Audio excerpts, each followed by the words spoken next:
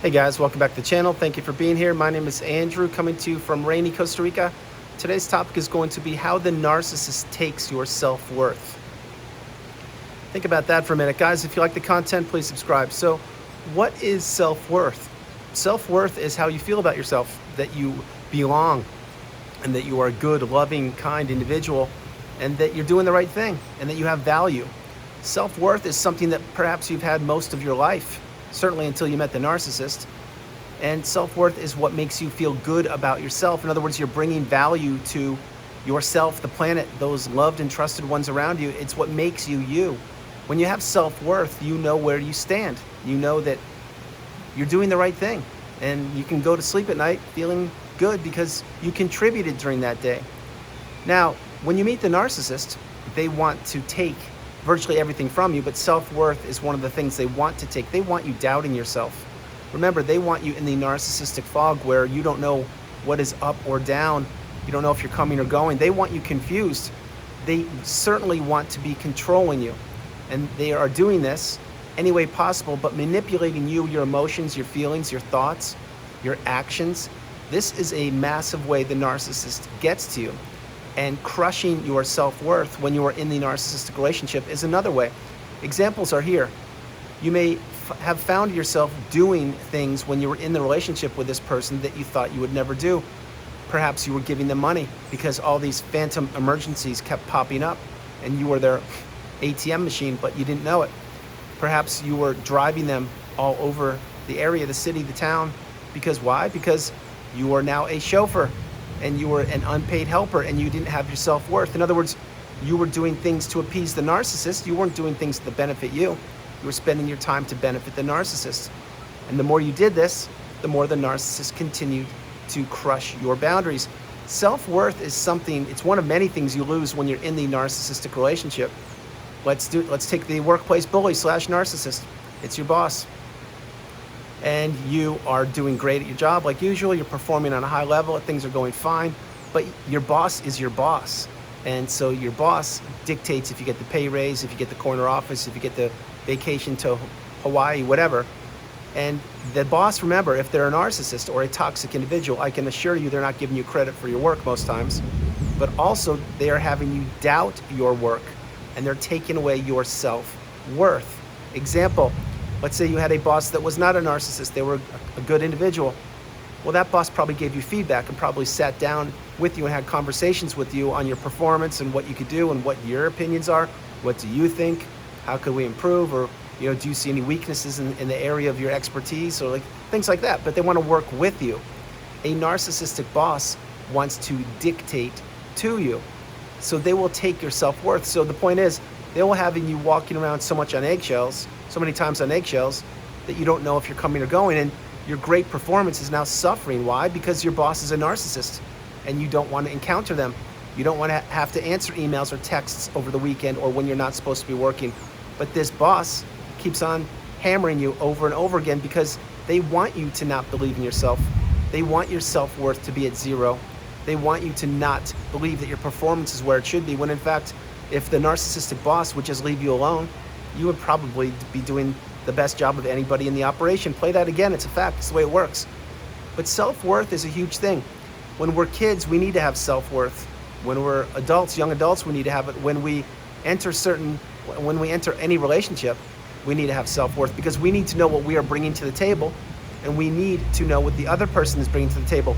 In a friendship, in a romantic relationship, in a business partnership, you need to know what the other person, what the expectations of the other person are, and this other person needs to fulfill the expectations. However, remember this, when you're in a narcissistic relationship, they portray themselves to be one person, which is the narcissist, and they do not live up to expectations, and before you know it, it's too late. Maybe you already fell in love with them, maybe you already started a business with them, maybe you were friends and they're now entrenched with your friends, if you get my point.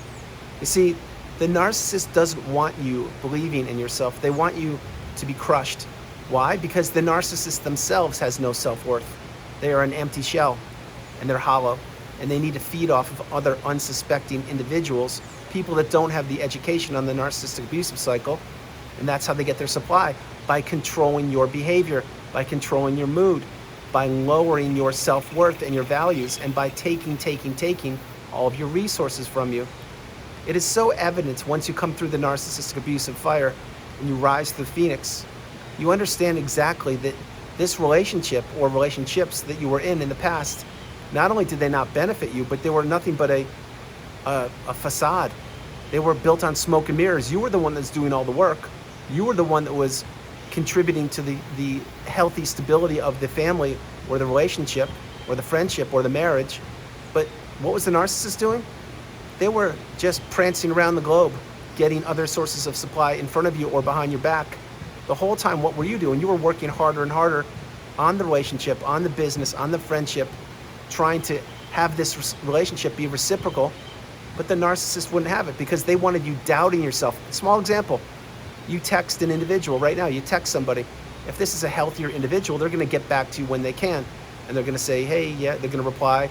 And they're gonna give you, whatever, they're gonna say hi to you, whatever you say, they're gonna reply properly. At least that's my hope. What does the narcissist do? Maybe they'll read the message and won't reply to you for days. Maybe they'll just use one letter, like the letter K. In other words, that's very deflating when you hear that or read that. Or maybe they'll come back at you and totally throw a curveball at you and blame you for doing something you didn't even do. The whole point why I mention that is because they want your self-worth down in the gutter with them. They don't want you believing that you're a confident, beautiful, bright, shining light. They don't want you believing in yourself. They want you doubting yourself. And this is instilled insidiously from the inception of you meeting the narcissist until the culmination of the relationship. They don't want you to be strong. They don't want you to be authentic. They don't want you to be genuine. They want you to be doubting yourself and having zero or less self-worth than you had before. Now, why I'm saying all that is because when you're in the narcissistic fog, in the relationship with the narcissist, you don't know what narcissism is. And then hence you stay in the relationship longer because you don't know. And then you find channels like mine and many others. And again, thank you very much for being here. You get the education, you get the wisdom. And then that's when you're like, oh my goodness, like this is what this was? I can't believe it. Light bulb moment, your first light bulb moment on narcissism. That's great. Now, here comes the part where you're gonna have to put some work into yourself. Post-narcissistic relationship, or if the relationship is ending now, let's say you're married and you're trying to get out of it, or you're working on getting divorced, or you're working on, you're in the business workplace and this person who turns out to be the narcissist is your business partner, examples. Well, you can't just end the business tomorrow and you can't just get divorced tomorrow. In a perfect world, you could, but you can't.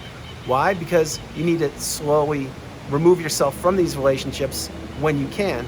But what you also need to do is understand the person you married or were with, or you got into business with, this person is a narcissist and they are not who they portrayed themselves to be. You see, these people, the narcissists, they wear a mask, they manipulate people, they trick them and trap them and get them ensnared of their web of lies, manipulation, deceit, and destruction. And it's not until it's too late so many times that people get their first light bulb moment and understand that these relationships don't benefit them. Having said that, your self-worth is something that you need to know, that it exists. Since the minute you were born, I'm certain you've had it. Maybe you just didn't tap into it. Maybe you did tap into it. But when you come through the narcissistic abusive relationship, you need to understand that your self-worth in time, in your time, it will be or it should be sky high if you put the work in and if you believe in yourself. Now that's a whole different thing, believing in yourself. I can promise you, if you're on this channel and you made the video this far, you do believe in yourself because you are healing or you are getting the education and you're certainly becoming awakened and aware, and you understand that you have a beautiful path on this planet called Earth, but also that you had to go through the narcissistic relationship to get to this point in time. Otherwise, most likely you wouldn't be here on the channel watching the video, and I'm grateful that you are. But self-worth is something that you need to build yourself back up with. Find the older version of you, excuse me, tap back into when you were super confident, tap back into when you were fearless and you were living your best life. And I'm certain you will figure out that it's about that time when you met the narcissist. Because remember, the narcissist doesn't strike up relationships with just anybody. They strike up relationships with people that are high value or have a lot to offer or have high self-worth.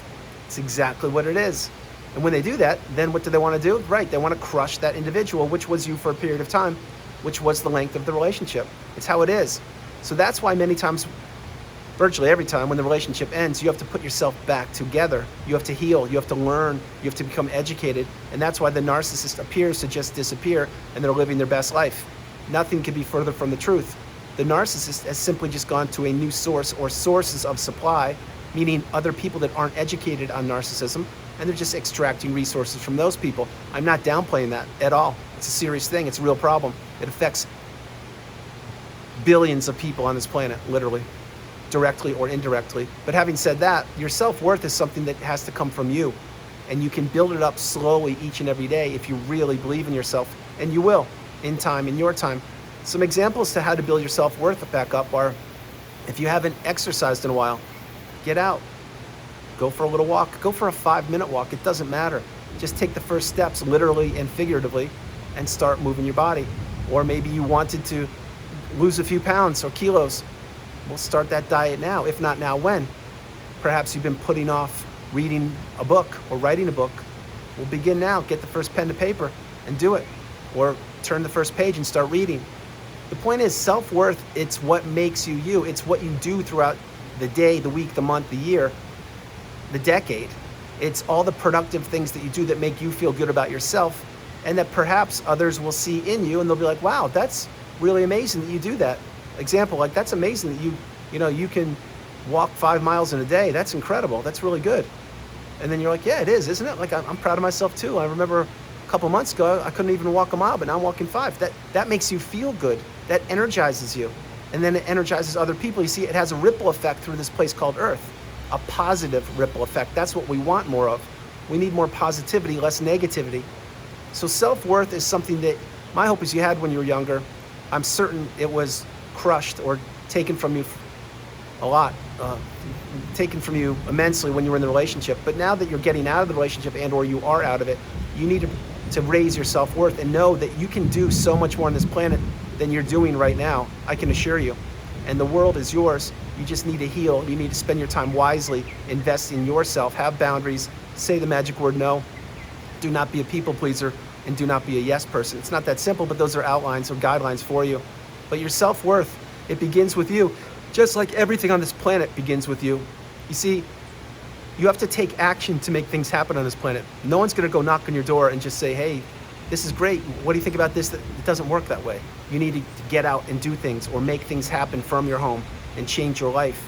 And when you change your life or change the direction or trajectory of your life, that's when you'll change your life. Remember this before I go. Remember, where you place your attention is where you place your energy.